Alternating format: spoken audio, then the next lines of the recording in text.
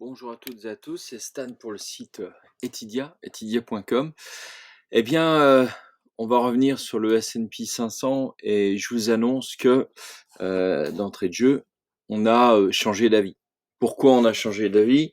Pourquoi on retourne à la baisse? Parce que en bourse, je crois que il faut savoir reconnaître que lorsqu'on a échoué sur une position, on prend acte et soit on est neutre, soit on change d'avis. Euh, Nous avons été neutres ces 2 dernières semaines. Vous regarderez les anciennes vidéos. Pour moi, il y avait les ingrédients d'une baisse, il y avait les risques d'une fausse sortie. Mais très clairement aujourd'hui, je dis que nous sommes redevenus timidement haussiers.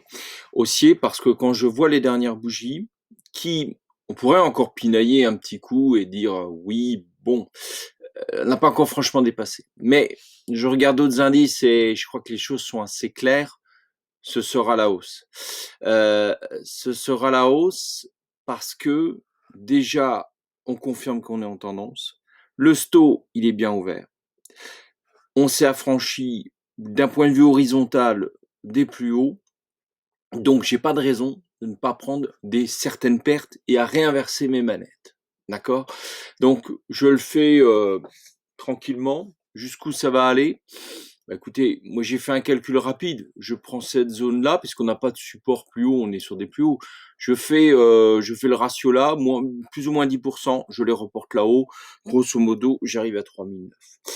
Euh, je maintiens quand même une chose. Sur le long terme, sur le très long terme, parce que là, mes propos, c'était du daily. On va prendre du mensuel, on va le mettre en automatique. Moi, je vois ça. OK? Le point zéro, c'est en début 2009. Nous avons fait presque 12 ans de hausse.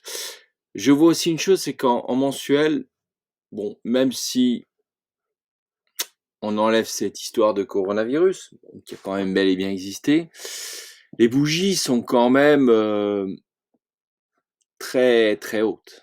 Donc, je n'exclus pas du tout, un retournement baissier. Je le conserve à moyen et long terme, plutôt long terme que moyen terme d'ailleurs, mais je suis obligé parce que on peut pas se trimballer pendant 2 ans à engranger des pertes latentes ou à engranger des pertes tout court d'ailleurs.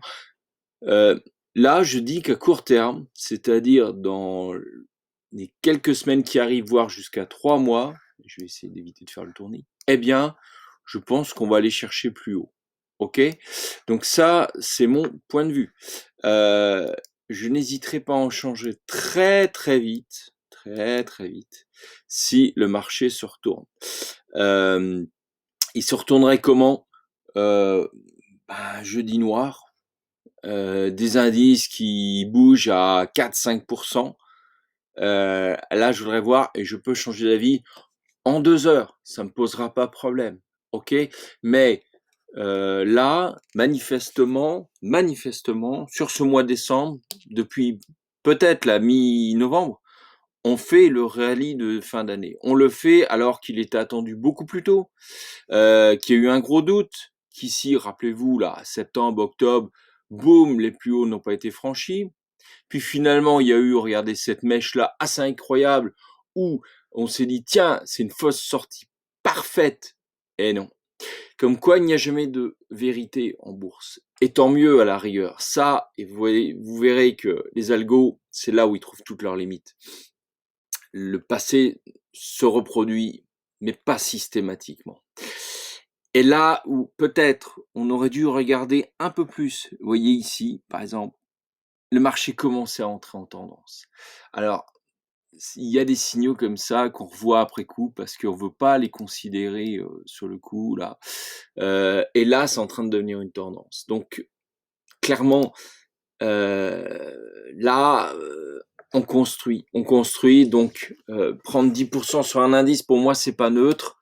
Donc, on va se mettre acheteur prudent, c'est-à-dire vous gérez votre risque. Moi, j'en achète par petits paquets, mais s'il y a le moindre problème, je revends tout. Attention, euh, on peut faire 3 semaines à plus ou moins 1, 0,5 et 2 et en une séance, on ruine tout.